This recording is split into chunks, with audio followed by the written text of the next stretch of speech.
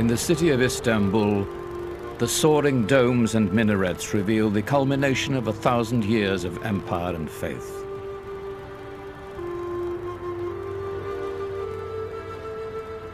Here in the 16th century, Islam would be transformed into a world power, ambitious and imperial, by a new force. A group of Muslims who were determined to spread the empire further than ever before, the Ottoman Turks. The Ottomans, for many centuries, were the most powerful state on earth, and also the grandest. They were to be social innovators, creating an education system that allowed peasant boys to aspire to the ruling classes. This was also the time of the harem, which, contrary to the Western stereotype, was not the Sultan's playpen, but lay at the center of dynastic power. Led by a dynasty of conquerors, this was to be an age of regal splendor, when Islam and the Ottoman Empire would rise to establish a Muslim domain more far-reaching than any that had come before.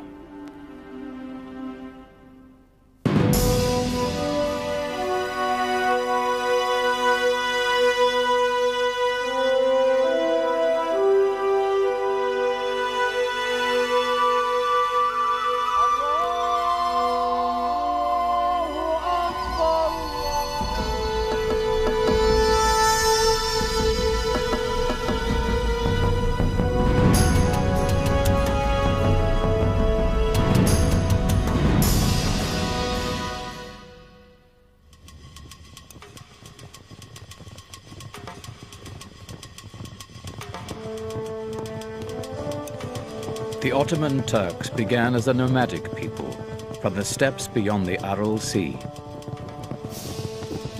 For centuries, they had wandered present-day Turkey, looking for new pasture lands.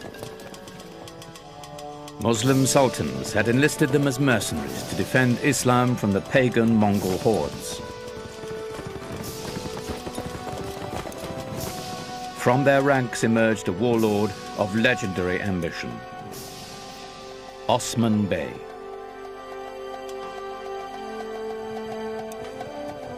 The followers of Osman became known as Ottomans. They considered themselves warriors for the faith, or Ghazis, whose destiny was to bring Islam to the world.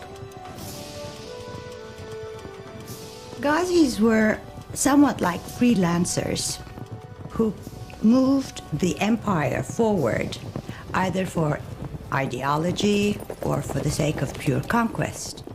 It made the Ottoman Empire almost fearless, going into regions that nobody had been there before. The Ottoman Empire rapidly expanded westward into territory controlled by the traditional Christian power in the area, the aging Byzantine Empire.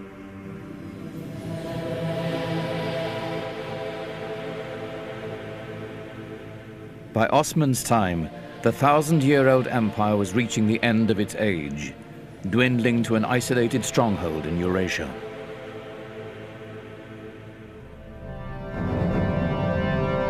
In 1326, the Ottomans took the powerful Byzantine city of Bursa, a victory that would change the character of the Ottoman Turks forever.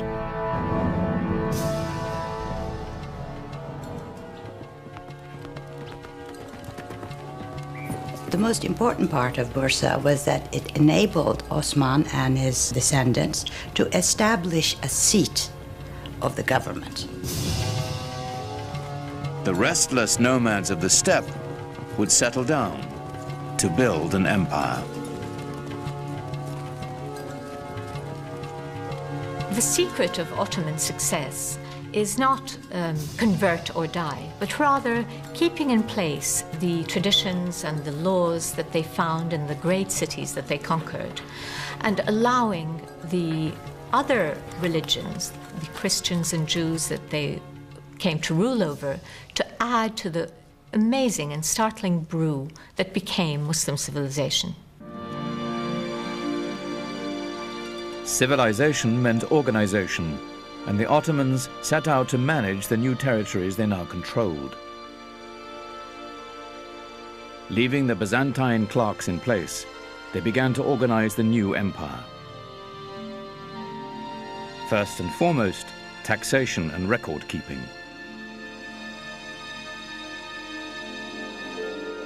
The word bureaucracy has since lost its noble connotations. Yet this was a great innovation, as ambitious as any triumph in battle. The Ottomans followed the ancient Arab tradition. Do not interfere with the local administration. Don't try to replace it. Because if you replace it, you create anarchy.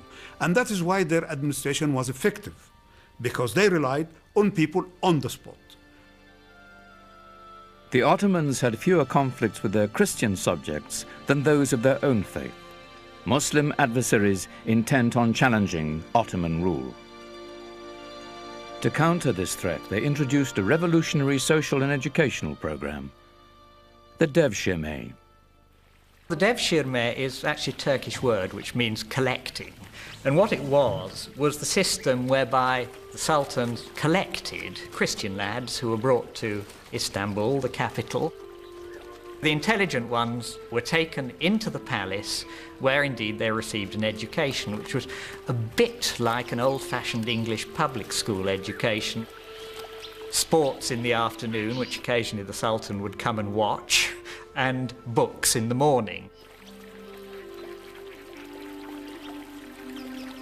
The young boys were technically slaves of the Sultan, but they weren't treated like slaves. First, they were brought into the Muslim faith, taught rituals of washing and prayer, and the Arabic and Ottoman languages. This served a political as well as a religious purpose. Through the Devshirme system, the Ottomans could create a caste without any conflicting loyalties to tribe or family.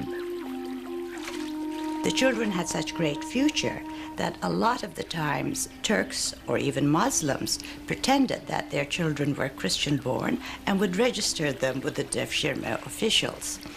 The system was so beautiful in that they only had one allegiance, to the Sultan.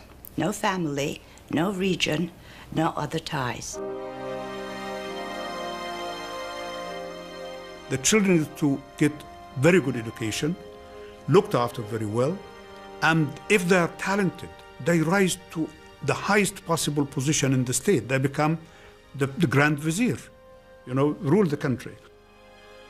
Some of the boys were selected for the Janissaries, the Sultan's elite infantry. It was an army that would set the standard for centuries to come. They were the strongest, trained as military machines, no fear of dying, totally fearless, and their only love was to serve the Sultan. They were trained with all the precision and discipline, pomp and circumstance of a modern army. The Janissaries were the most feared troops in the Western world, a force that was worthy of this new Islamic empire and its restless visions of conquest.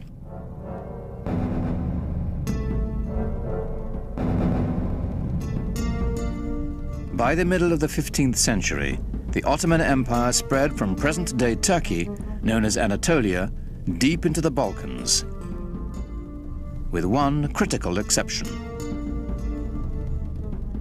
One spot remained very difficult for them to take, Constantinople. It was a very well-fortified city. It was a great city of civilization and of culture. When the Romans embraced Christianity in the 4th century, their emperor Constantine had chosen this city as its center.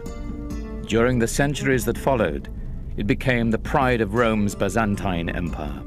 For the Muslims, it was considered the greatest city, the center of Christendom, the center of the great empire.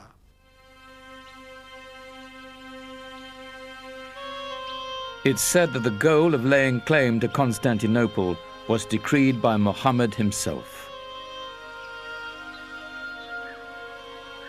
Every Ottoman ruler since Osman had wanted to seize the city but it had always remained firmly in Christian hands. Then a sultan came to power whose dreams of conquest would not be denied. When Mehmet the Conqueror first assumed the sultanate from his father, he was only 12 years old, but he had grand ambitions. Mehmet had to conquer Constantinople. There was no other choice. Constantinople was sitting like a perfect gem or a perfect fruit waiting to be picked. By the middle of the 15th century, the city was a shadow of its former self. The population had plummeted from 400,000 to a mere 50,000. But a besieging army would still be at a tremendous disadvantage. Constantinople was surrounded on 3 sides by water and massively fortified. It was encircled by a triple ring of walls nearly 100 feet high and 30 feet thick. And they had already stood for 1,000 years. But Mehmet had an answer for these walls. Part of the military superiority of the Ottomans came from their sophisticated and diverse use of the possibilities of gunpowder. The siege of Constantinople in 1453 under Mehmed the Conqueror saw the first dramatic application of this in the form of huge cannons that had not been seen before, which Mehmed had specially commissioned for the occasion. Earlier cannons had been assembled with strips of forged metal bound with hoops. They fired stone projectiles with little more power than a catapult.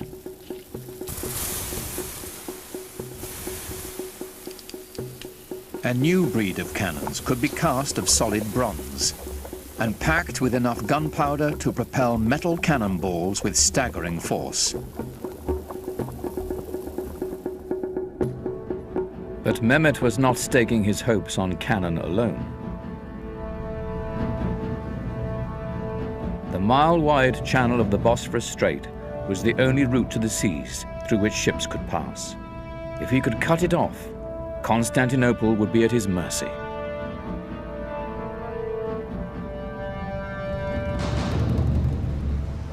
Mehmet needed to construct a strategically positioned fortress to close the strait. His strongholds lay on both banks of the strait, in full view of the city. In just 4 months, daringly close to the great city walls, he built a 7-towered citadel called Rumeli Hisar.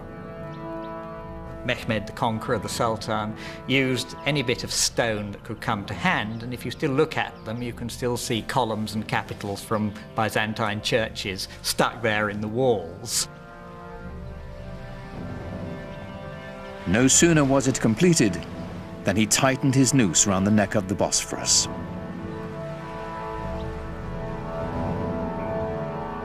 The first ship to defy his orders to stop was sunk, its crew decapitated and its captain impaled on the castle walls. To stop Mehmet's ships from entering their harbor, the Byzantines strung a massive chain right across its mouth. But Mehmet outwitted them. On April 22nd, 1453, the besieged city watched in horror as his troops hoisted 70 of his ships ashore, sliding them over land on greased planks past the barrier chain. You can imagine the Byzantine defenders on the wall seeing the ships appearing on the brow of the hill opposite, wondering what it was, and then the horror as they descended into the water and laid siege to the city from the side which they thought was safe. More than 100,000 Ottoman soldiers now stood before the walls of Constantinople, braced for the greatest bombardment the history of warfare had ever known. Under relentless fire, the city's 7,000 Christian defenders held out for nearly a month. On May 29th, 1453, the Turkish army breached the walls of the city. Within hours, Constantinople was in the hands of the Ottomans and was soon renamed Istanbul. This is the moment where the Holy Roman Empire finally fell. Mehmet rode into the city and went straight to its most celebrated prize, the magnificent church of Hagia Sophia. Built by the Emperor Justinian in the 6th century, its name meant the Church of Holy Wisdom. It was the largest enclosed space in the world. It's a building that is essentially an interior, a huge, empty, billowing space. It is dedicated not to a saint, but to holy wisdom itself. And the ambiguities of its design, its dim, mysterious lighting, its enormous echoing space, this is a building that makes you feel as small as a mouse.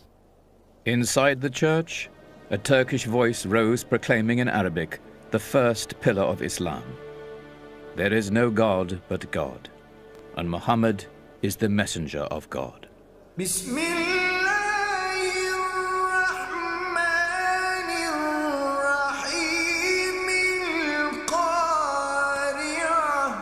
The single greatest church in Christendom was now a mosque.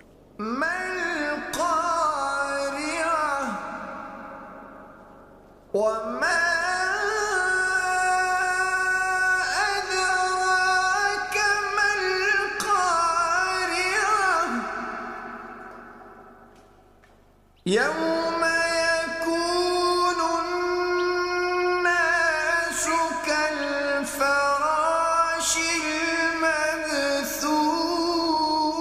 The Hagia Sophia became the inspiration for all Ottoman domed mosques to come, but none would ever match its size and scope. It belonged to Mehmet the Conqueror.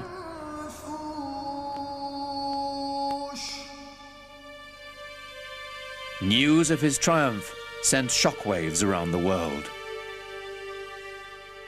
For Europeans, the taking of Constantinople by the Muslim Turks must have been a great trauma, because after all, this was the city that represented Eastern Christianity.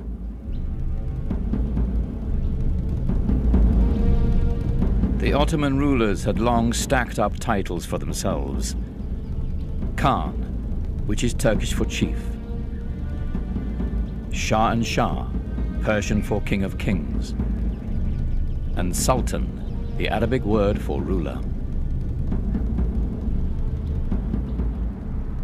But now, with all the former Byzantine Empire under their command, Mehmet and his successors claimed yet another title, Holy Roman Emperor.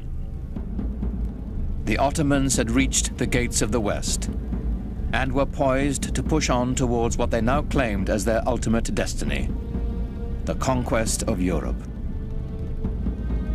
That quest would fall to the most legendary sultan of all.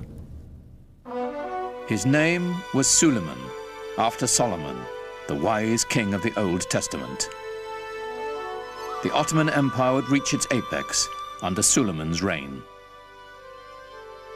Sulaiman the Magnificent does not bear that title by accident. He was raised for the Sultanate, trained for it, and he was the greatest of Ottoman rulers at the time of the greatest power of the Ottoman Empire, that is, from 1520 to 1566. Suleiman was 26 when he took the throne, determined to make his mark on the world. The way to prove his mettle was on the battlefield. Every new sultan was expected to begin his reign by expanding the empire. He was the head of the Ottoman dynasty, and he had certain duties to perform. One was conquest, and the first task Suleiman took upon himself a year after he ascended the Ottoman throne was to head towards Belgrade and capture it. Belgrade was very important strategically because it was from there the army could move further on west. His march of conquest had begun.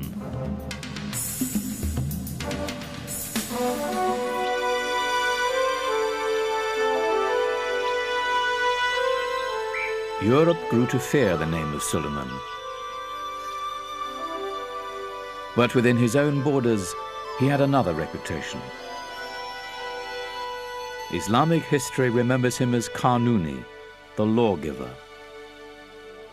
The Ottomans were very great rulers. They invented the position of Shaykhul Islam, that is the reference person for the Muslims in matters of religious issues. And they created the Mufti, that is the jurisconsultant. Suleiman inaugurated a classical age in Ottoman architecture, commissioning some of the most spectacular buildings the world has ever seen.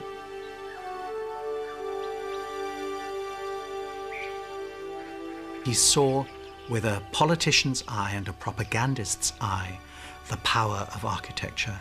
He created what can only be described as a ministry of works in Istanbul, where blueprints for mosques were sent out across the entire Ottoman Empire, so that you find a mosque of the same kind in Baghdad and in Algeria, if you please, across a span of 4,000 miles, because of the central control.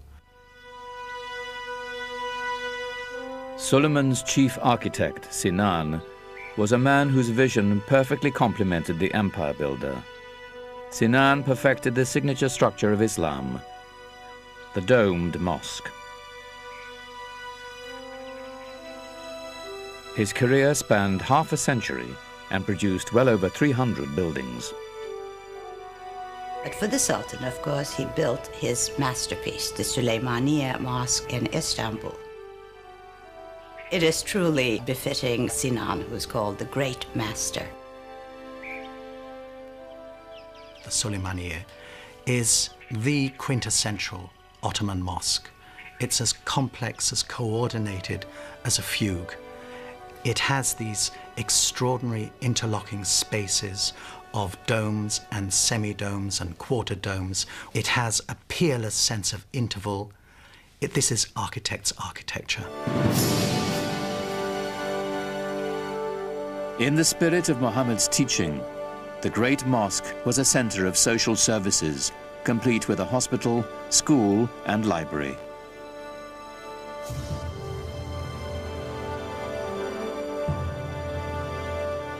At its inauguration, it's said Suleiman gazed at it with awe.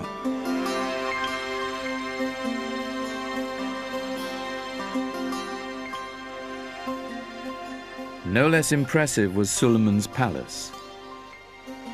Topkapi was both the seat of government and his private dwelling.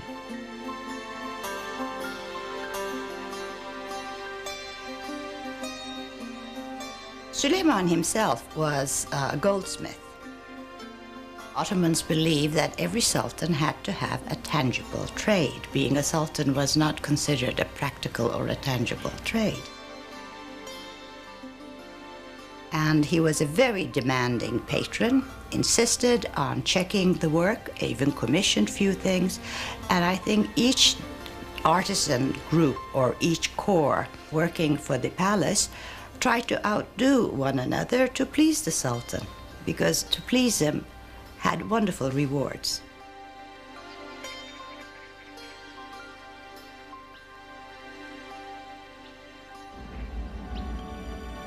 In public, Suleiman required that all those around him remain completely silent, while he made his wishes known with the slightest nod or gesture. The public would only see him on rare ceremonies, when he went out on horseback, accompanied by several thousand gorgeously dressed retainers. They might, if they were very lucky, see him in a ceremony in the palace, or they might see one of the festivals which he organized in the city. So this is how the ordinary man and woman in the capital would think of their sultan, of a magnificent display. They would not know the real man, who was hidden in the third court of the palace and known only to a very small circle. Within this circle lay the secret world of the harem. Contrary to Western assumption, its objective was not merely the Sultan's pleasure. it held the key to dynastic power.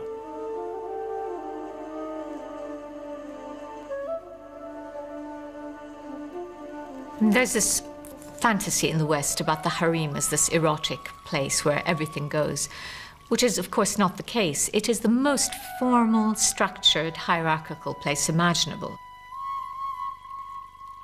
Islam allowed the Sultan 4 wives and many concubines. You had to be sternly polite. You had to be very, very regimented to be able to survive in it.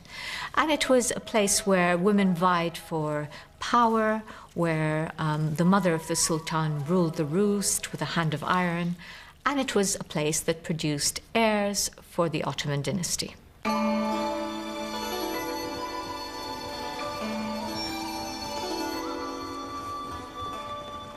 With his first wife, Suleiman had a son and heir, Mustafa.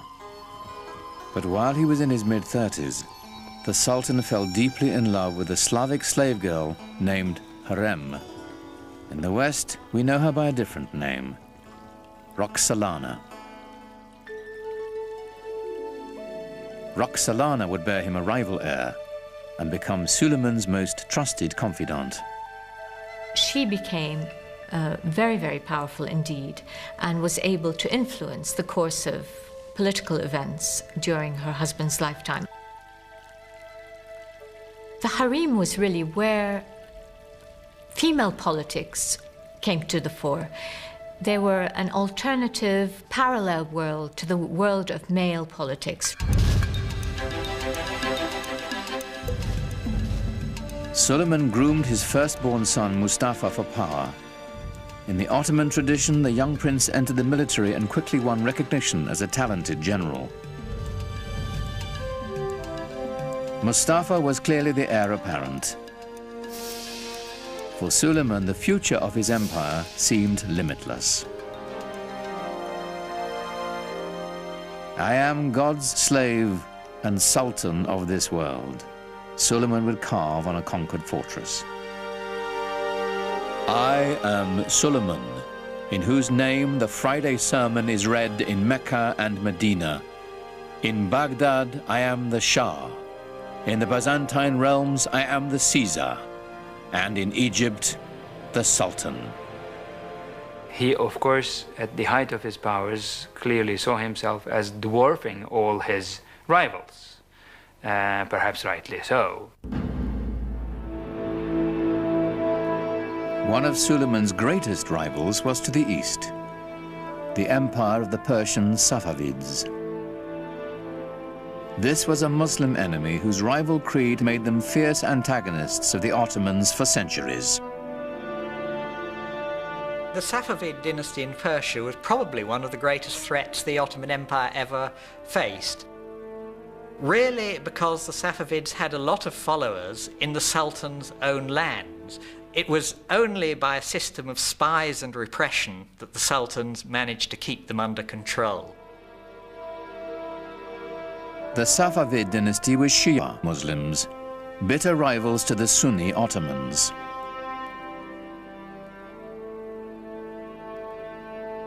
The Shia believe that the rulership of the Muslim world should be by divine decree, that the Prophet was selected by God.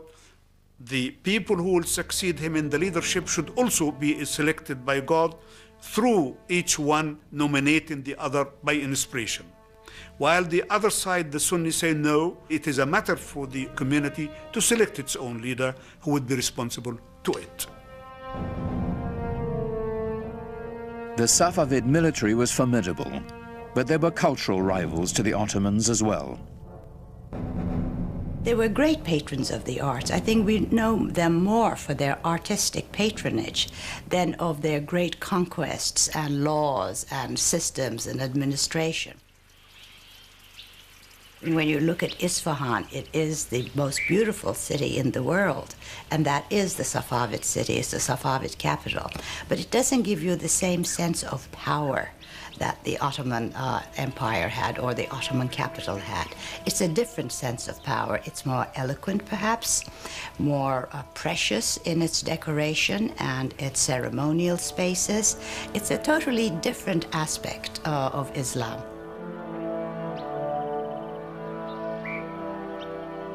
Safavid architecture has never stopped charming people, enticing people by its brilliant combination of simple, huge, volumetric surfaces, and then the extraordinary tile mosaic with its glittering colors and its arabesques, its inscriptions, its geometrical panels in which you can lose yourself.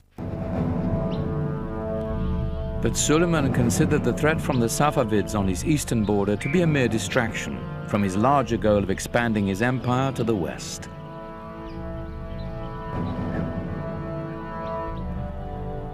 His goal, the conquest of Vienna.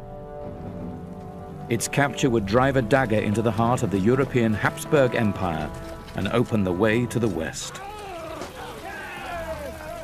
But as the heavily armed Ottomans set out for Vienna, the weather turned against them. The heavy cannon that had swept the Ottomans to victory after victory bogged down in the mud.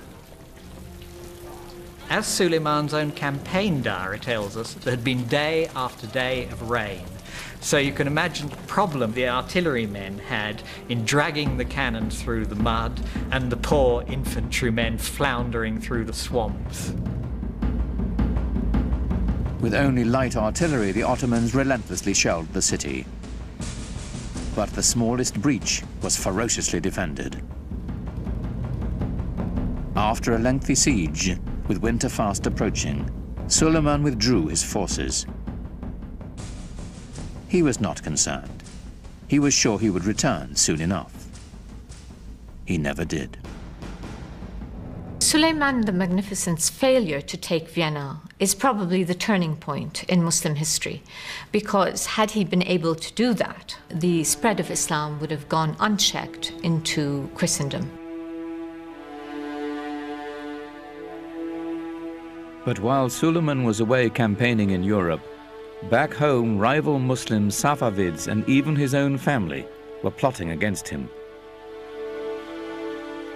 In the power-laden world of the Sultan's household, Roxolana had managed to position herself at the center of power, promoting her own son as heir apparent and immersing herself in a web of deadly gossip and suspicion.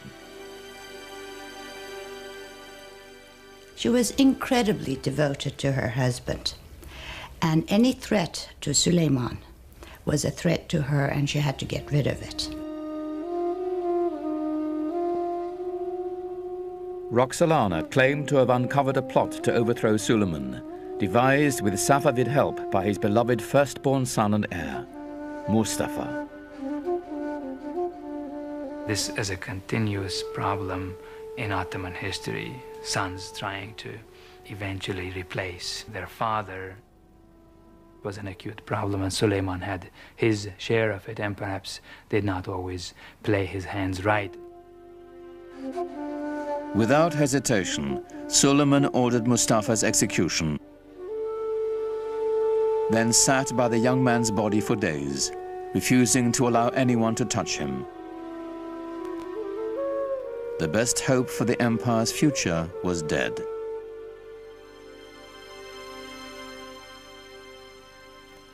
When Roxolana herself died the following year, Suleiman fell deeper into despair, finding solace in his poetry.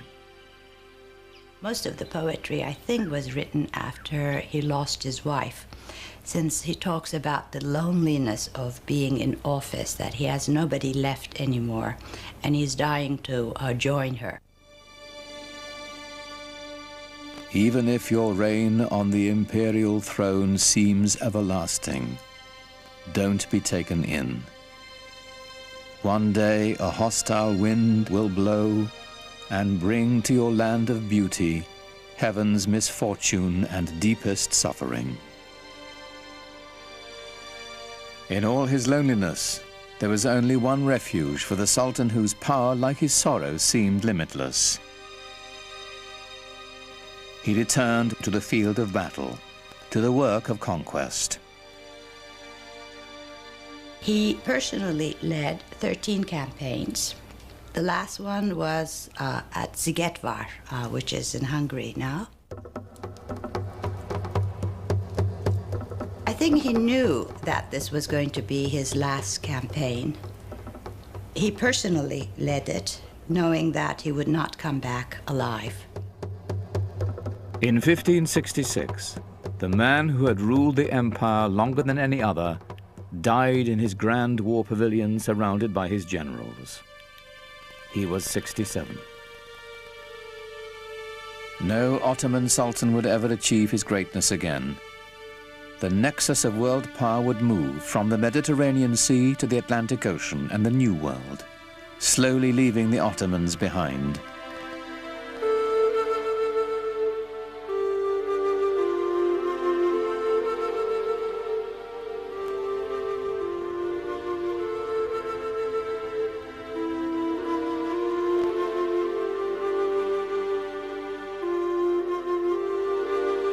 In Istanbul today, the Sufi dervishes still turn with the same prayerful pirouettes they danced in Suleiman's day. It is a meditation in motion, whose mystic origins go back even further, to the time of the Prophet Mohammed. Islamic and Western civilization have the same roots. They're dawning in the Fertile Crescent. The monotheism of the Jews and Christians, the classical intellectual culture of the ancient Greeks. The two traditions are kindred spirits, alike, yet very different. Islam's legacy is intertwined with the West's, and to the billions of Muslims who make it the second largest religion in the world, it is a living legacy, an elemental part of world civilization.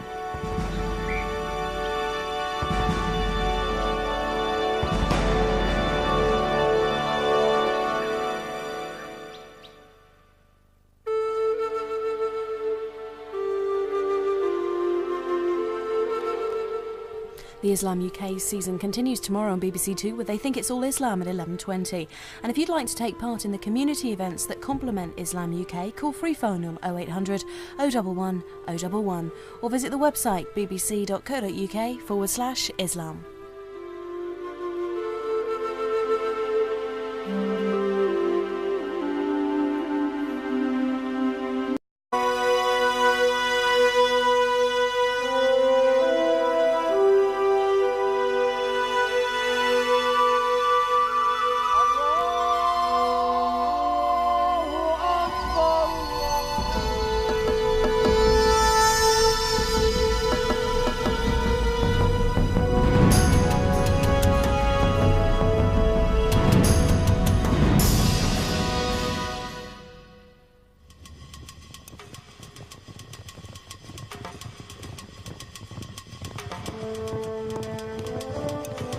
The Ottoman Turks began as a nomadic people from the steppes beyond the Aral Sea.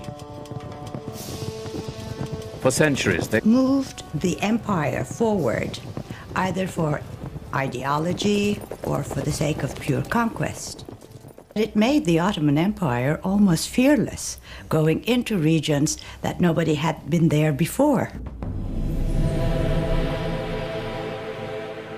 The Ottoman Empire rapidly expanded westward into territory controlled by the traditional Christian power in the area, the aging Byzantine Empire.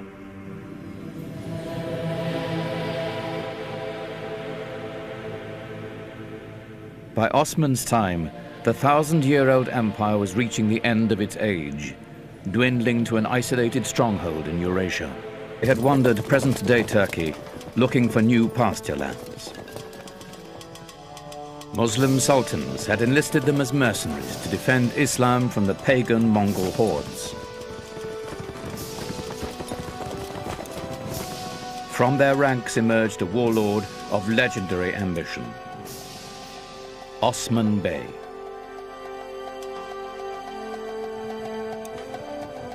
The followers of Osman became known as Ottomans. They considered themselves warriors for the faith, or Ghazis, whose destiny was to bring Islam to the world. Ghazis were somewhat like freelancers who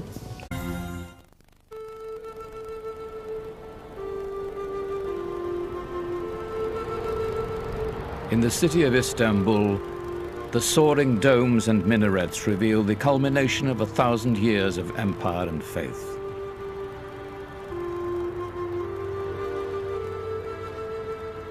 Here in the 16th century, Islam would be transformed into a world power, ambitious and imperial, by a new force. A group of Muslims who were determined to spread the empire further than ever before, the Ottoman Turks. The Ottomans, for many centuries, were the most powerful state on earth, and also the grandest.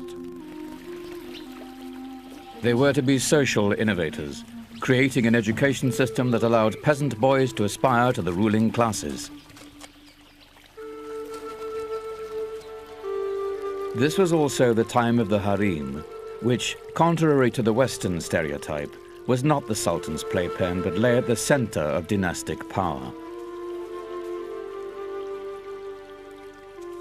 Led by a dynasty of conquerors, this was to be an age of regal splendor, when Islam and the Ottoman Empire would rise to establish a Muslim domain more far-reaching than any that had come before.